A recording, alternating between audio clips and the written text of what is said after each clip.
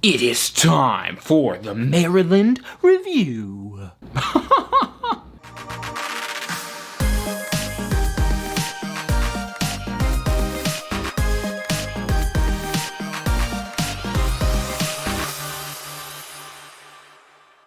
Hey everyone, Dave K here, and you may have noticed I've been doing a review of all the many different states I've lived in. Hopefully you're enjoying it, and you may be asking yourself, Dave, you lived in Maryland for so long.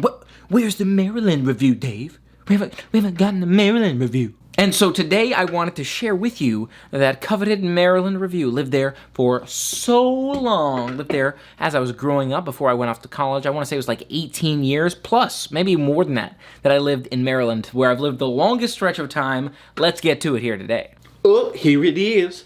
Oh, here it is. Oh, here it is. And this one will have a unique spice on it in that I grew up in Maryland. Again, so I can give you that whole perspective of living there for such a long period of time, what it's like to grow up in Maryland, in addition to just reviewing some of my favorite features to rate: transportation, food, cost of living, and more. So let's start off with the good stuff. Oh yeah, what did I love about living in Maryland? There were a couple things I really appreciated, and one of them was food. I did find some amazing food that I grew to love in Maryland. Of course, I love Asian food and Mexican food, as you may already know. Sushi being my #1 favorite food. And I found all of these locations and more in Maryland, which I could really appreciate. But again, there's a little bit of bias on this one. You may say, Dave, you lived there for 18 years. Of course you found the best food there, whereas you didn't have as much time everywhere else. And I will give you that. I will give you that, and then I had a lot more time to explore some of the food there. And so I was able to find what I enjoyed. But I feel like some locations, maybe I don't know them well enough, but some locations just don't have as much of a variety of types of food. But I was able to find a few of my favorites in Maryland. And I feel like maybe a piece of this is the proximity to Washington, D.C. You've got a couple of major cities, right, with Baltimore and Washington, D.C. on either side of Maryland there. There's more to Maryland, but those are some of the big ones in Maryland. And so you can kind of appreciate with those two major cities a lot of diversity, a lot of different types of people who are interested in different types of cuisine. So that promotes the opportunity to be able to try new types of restaurants, since those have been made for those who are interested in that type of food. Transportation. Transportation. For 10 points, who can guess where that's from? Do you know it? How was my singing, too, on that one? Is it sufficiently close so you can distinguish what movie that's from? I love that movie. In terms of transportation in the area, I really did think that there were some good options for transportation. You gotta give transportation some credit on this one. There were buses. There were some good buses that went around the different counties in Maryland that allowed you to get from one area to another, maybe one suburb or one community to another if you needed to get to school or to work. A lot of the areas, at least a lot of the areas I spent a lot of time, had bus transportation. You could catch a metro bus. They weren't necessarily the nicest buses. I wouldn't call this great. I do think the Caltrain, for example, beats off these metro buses in terms of comfort levels, but it's a nice transportation option where you are able to get more places than you'd normally be able to by taking this bus. I was able to get to work or be able to get to school just by taking this bus. So transportation does do some pretty good work here. I'm gonna give you another cheap one here. It's friends and people that I met, community. Now, of course, again, you can say, Dave, you lived there for so long. Of course you'd have friends there. And that's true. Again, I picked up friends growing up, going to high school, and just meeting them along the way, and extracurricular activities, participating for so many years in that state that, of course, I'm gonna meet more people and be at more events and therefore get to know more friends. And I do have to give you credit there where credit is due. And so that is kind of why Maryland has that level for me in terms of friends. But something to be said again to that point is, as I spoke to before, a little bit of that diversity piece where you can meet all kinds of different types of people. Again, with the proximity to DC and to Baltimore, you have the opportunity to interact with different types of people. Depending upon what your interest groups are, you can find activities and interest groups for a wide breadth of activities. And I think similar goes for a lot of the other cities I've lived in, like in LA, for example. So much to do there, depending upon what you're interested in. But this is something that Maryland has going for it, which you may not normally anticipate with maybe a smaller city or a smaller state. And I don't mean a geographically smaller state, although you can say that too, but I'm talking about more a population smaller state, or density smaller state. There are more perks of being close to the capital. Of course, being close to DC and the capital of the United States offers so many fun activities, but I gotta touch on the museums and the monuments. There was so much opportunity to walk around the museum and some of the monuments, just check out some of the things going on in the DC area. There were so many museums and monuments I loved. Natural History Museum was a fantastic one with all of these animals. You can see the history of our species and of so many different animals and nature and how we've evolved over centuries. It's fantastic to learn about. And some amazing monuments as well, as you can envision. Of course, so many monuments, memorials to some of our troops, and monuments to presidents. So much to see. If you're looking for some history, especially American history, you know DC's got a lot of that going for you. And then there's seasons. Yes, seasons. Seasons can be fun to experience sometimes. This one's gonna go in both buckets for me. But for now, let's speak to the positive about seasons. I did really love the cherry blossoms and be able to go out in cherry blossom season around that springtime. You can see some of that beautiful nature blooming. And the environment, the climate around you can look so different depending upon the season that you're in or where you go in the state. You can go from beachfront to forest to mountains all across the state of Maryland, which is a really cool asset to be able to have. Some delicious food, of course, crab, and I'm a huge seafood fan, so having crab there is fantastic as well. But being able to see those cherry blossoms was definitely one of my favorite seasons. And the snow was nice at times. If you like the cold, sometimes, I can't say I like cold, but I like snow for skiing and other fun winter sports, maybe building snowmen or having snowball fights. Otherwise, the cold's not really my thing. But the snow is nice to experience at times, and I feel like you don't get too much of it year-round there in Maryland. It's only a couple months of the year. So, of course, that means that we also have to start with seasons being a con, right?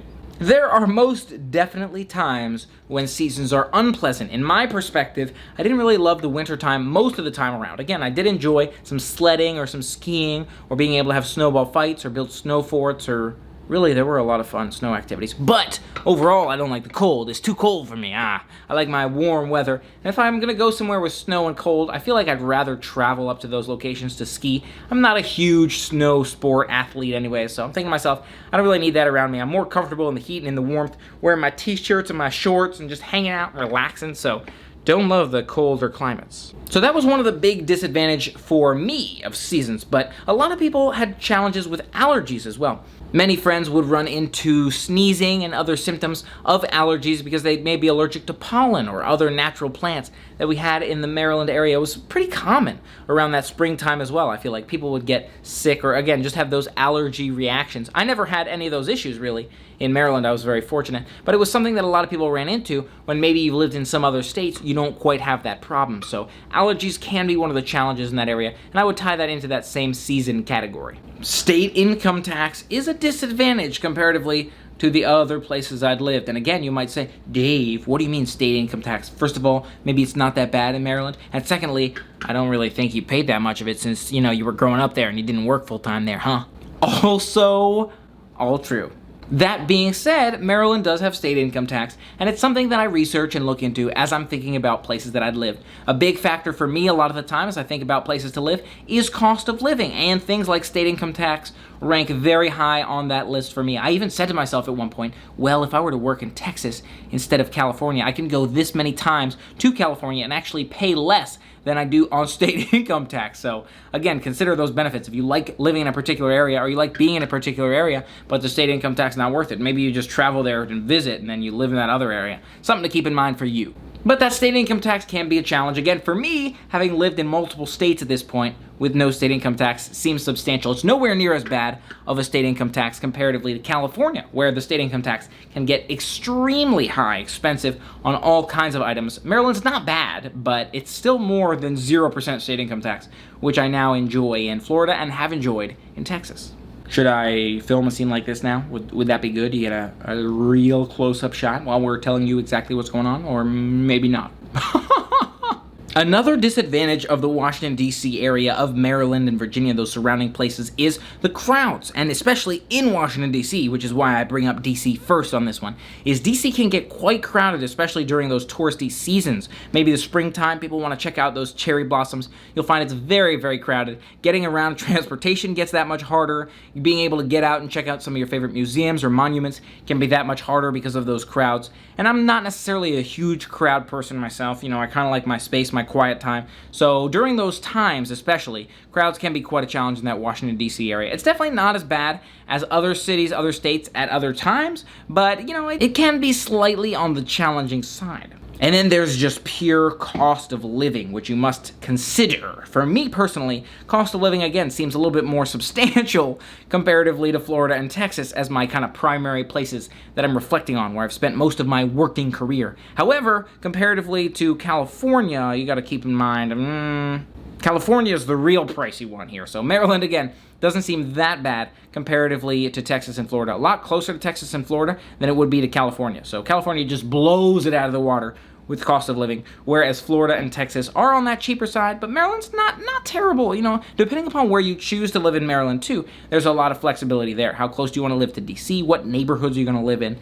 There can be some flexibility there. So it's not terribly high for cost of living, but it's still higher than I look for when I'm shopping around for what state or what city do I want to live in. And that covers my first pass at an honest review, my 101 Maryland honest review. What did I think about living in Maryland? What did I like?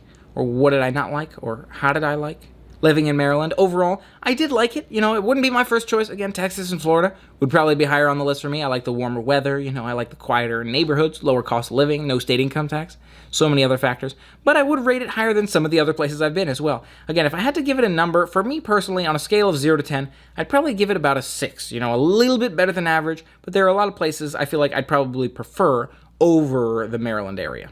What do you think of this review? Do you agree with me on Maryland? Are you based somewhere else? And how do you like where you're living? I got to do some more traveling and check out some more places so I can share more reviews with you, of course. That's gotta happen. In the meantime, if you haven't already, consider hitting that subscribe button and ring the bell to stay informed of all kinds of fun, wacky, silly, wavy, flailing, inflatable, flailing arm tube man adventures coming to you real soon. And thank you so much for being a part of it with me. Until next time, play on.